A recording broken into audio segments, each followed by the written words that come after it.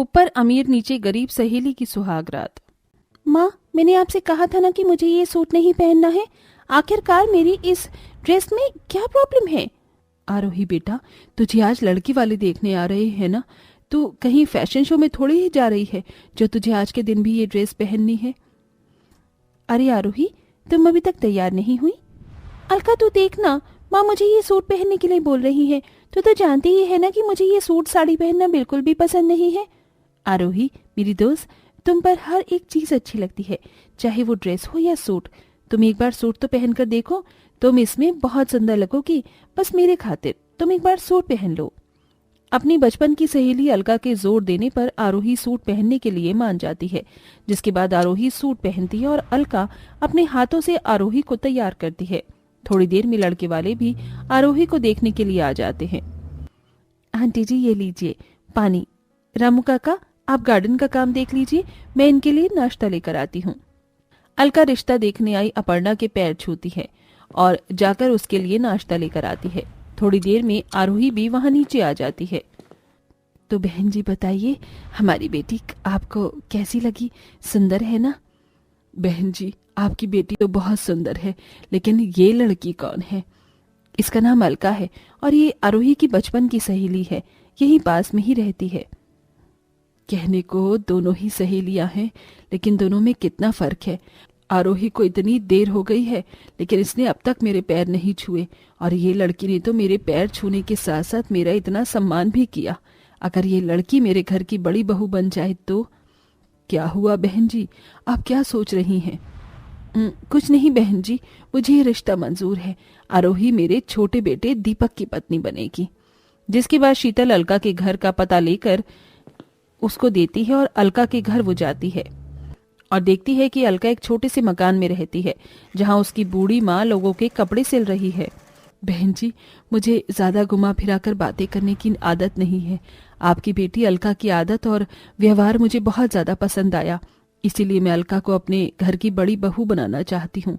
भगवान का दिया हमारे पास सब कुछ है, तो हमें आपसे कुछ नहीं चाहिए।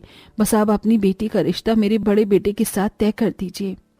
बहन जी, ये तो मेरा सौभाग्य है कि मेरी बेटी का इतने बड़े घर में रिश्ता होने जा रहा है, वो भी बिना दहेज के। अपनी गरीब बेटी का रिश्ता इतने बड़े घर में तय हो जाने की खुशी में ममता फूले नहीं समा रही थी। वहीं जब ये बात शीतल और उसकी बेटी आरोही को पता चलती है, माँ कितना अच्छा हुआ ना, अलका और मेरा रिश्ता एक ही घर में तय हो गया। अब तो हम दोनों बचपन की सहेलियां शादी के बाद भी एक दूसरे के साथ साथ रहेंगी। अरे पागल लड़की, घोड़ी जितना शरीर हो गया है तेरा, लेकिन दिमाग तुझ में चूहे भर का भी नहीं है। शादी के बाद वो तेरी जेठानी होगी, और भूल मत, घर में जेठानी की ही चलती है। माँ, ये क्या कह रही हो आप? जानती हो ना अलका मुझसे कितना प्यार करती है। जब घर की तिजोरी की चाबी हाथ में आएगी ना, तो उसका सारा का सारा प्यार धरा का धरा रह जाएगा। अरे तो खुद ही सोच, घर में इतने नौकर चाकर हैं, लेकिन उसने ही क्यों तेरी सास को चाय पानी दिया, और तो और उसके पैर भी छुए। ये सब उसकी चालबाजी है। शीतल अपनी बेटी आरोही को ही उसकी दोस्त अलका के खिलाफ भड़का देती है, और कहीं न कहीं आरोही के मन में भी ये बात बैठ जाती है। ऐसे ही समय गुजरता है और दोनों अमीर गरीब सहेलियों की शादी हो जाती है। अपर्णा अपनी दोनों ही बहू का बड़े प्यार से स्वागत करती है। माँ जी, मैं बहुत ज्यादा थक चुकी हूँ, मुझे आराम करना है। मेरा कमरा कहाँ है?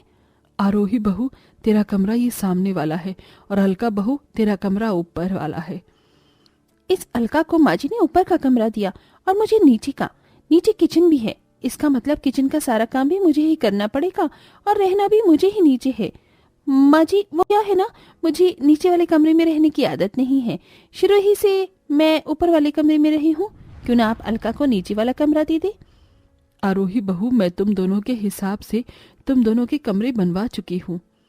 कोई बात नहीं माँ जी, मैं नीचे वाले कमरे में भी रह लूंगी।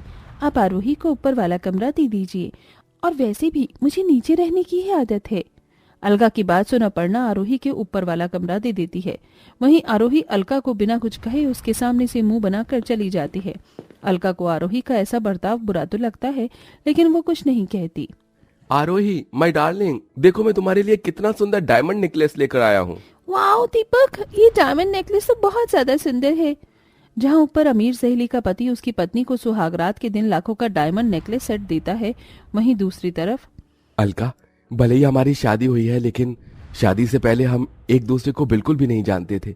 इसलिए हमें पहले एक दूसरे को अच्छी तरह से जान लेना चाहिए। क्या तुम मुझसे दोस्ती करोगी? मैं तो बहुत ज्यादा घबरा रही थी, लेकिन आप तो बहुत अच्छे निकले। हाँ, मैं जरूर आपकी दोस्त बनूंगी। रणवीर अलका एक दूसरे के साथ काफी ज्यादा बातें करते हैं और एक अच्छा समय गुजारते हैं। ऐसे ही ऊपर अमीर और नीचे गरीब सहेली की सुहागरात हो जाती है। अगले दिन, अलका बहू, ये ले, ये हमारा खानदानी हार है। घर की बड़ी बहू को हम यही हार देते हैं। और आरोही बहू, ये ले, तेरे लिए ये सोने के कंगन। माँ जी, मुझे ये सोने के कंगन नहीं बल्कि ये वाला हार चाहिए। लेकिन आरोही बहू, ये हार सिर्फ घर की बड़ी बहू को दिया जाता है, जो कि अलका है। आरोही, अगर तुम्हें ये हार पसंद है तो तुम इसे रख लो। माँ जी, मुझे ऐसे भारी हार पहनने की आदत नहीं है। आप ये हार आरोही को ही दे दीजिए। अलका के कहने पर अपर्णा को ना चाहते हुए भी वो हार आरोही को देना पड़ता है। जिसकी जगह जहाँ होती है वो चीज वहां आ ही जाती है। तुझे क्या लगा तू जिठानी बनकर इन सभी चीजों पर राज करेगी? अब देखती जा मैं कैसे तुझसे तेरी हर एक चीज लूंगी। भले ही तू मेरी जेठानी है, लेकिन तुझ पर राज मैं करूंगी। अपनी माँ के बहकावे में आकर आरोही अपनी बचपन की सहेली अलका से अब नफरत करने लगती है। जहाँ जेठानी होकर भी अलका दिन भर के सारे काम किया करती थी, वहीं आरोही दिन भर बस अपने कमरे में बैठकर आराम करती है। ये क्या आरोही बहू, अलका बहू कब से घर के काम कर रही है और तू है कि यहाँ बैठकर आराम कर रही है? माँ जी, मैंने कभी अपने घर में ना काम नहीं किया, तो आपको क्या लगता है कि मैं अपने ससुराल में काम करूंगी? वैसे भी वो ठहरी एक गरीब परिवार की, इसीलिए उसे इन सब कामों को करने की आदत है। लेकिन मैं उसकी तरह गरीब परिवार से नहीं हूँ। अपनी बहू का ऐसा जवाब सुन अपर्णा को गुस्सा तो बहुत आता है, लेकिन वो कुछ नहीं कहती। अलका बहू, तू यहाँ अकेले काम कर रही है, कितना काम करेगी? जरा अपनी देवरानी को भी बोल, किसी काम में तो तेरा हाथ बटाए। माँ जी, वो आरोही की तबीयत ठीक नहीं है ना, इसीलिए वो आराम कर रही है, वरना वो मेरे साथ सारे काम करवाती है। कितना फर्क है ना दोनों सहेलियों में। एक है जो अपनी सहेली से नफरत कर रही है और दूसरी है जो कि झूठ बोलकर उसे बचा रही है। ऐसे ही समय गुजरता रहता है और एक दिन, अरे वाह अलका, ये सोने के कंगन तो तुम्हारे हाथों में बड़े सुंदर लग रहे हैं, लेकिन ये कंगन तो माँ जी ने मुझे दिए थे ना? हाँ रोही, लेकिन वो तुमने उस दिन सोने के कंगन लेने के बजाय हार ले लिया था ना। इसके बाद ही माँ जी ने मुझे शगुन के तौर पर ये कंगन दिए हैं। दूसरों की चीजों को पहनकर अलका तुम सुंदर तो बहुत लगती हो वैसे। आरोही, तुम्हारे कहने का मतलब क्या है? मेरे कहने का वही मतलब है जो तुम समझना नहीं चाह रही हो। मैं जानती हूँ कि उस दिन जब ये रिश्ता आया था तो मेरे घर पर तुम क्यों आई थी और क्यों तुमने मेरी होने वाली सास की इतनी सेवा की, ताकि मेरे साथ साथ तुम्हारा भी रिश्ता तय हो जाए और तुम भी इस बड़े से घर की बहू बन जाओ। आरोही, ये तुम कैसी बातें कर रही हो? मेरा मकसद तुम्हारे घर आने का उस दिन ये नहीं था। तुम गलत सोच रही हो। भला ऐसा मैं क्यों करूंगी?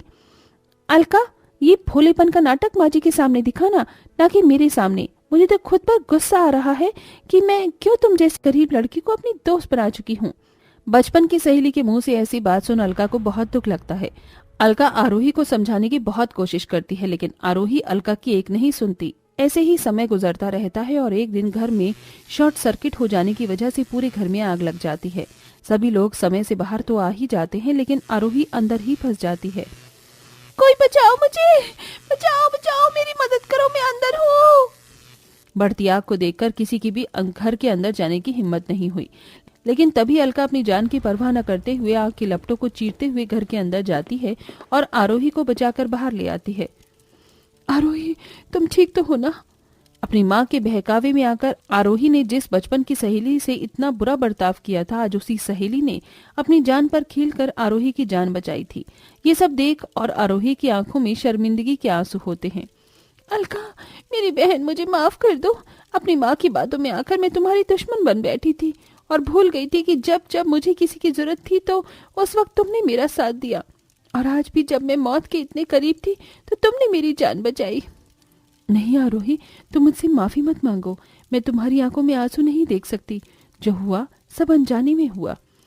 आरोही अलका के गले लग जाती है। वहीं अपर्णा अपनी दोनों बहुओं का रिश्ता अच्छा होता देख बहुत खुश होती है, जिसके बाद अब आरोही अलका फिर से पहले की तरह सहेलियां बनकर एक साथ खुशी खुशी रहते हैं।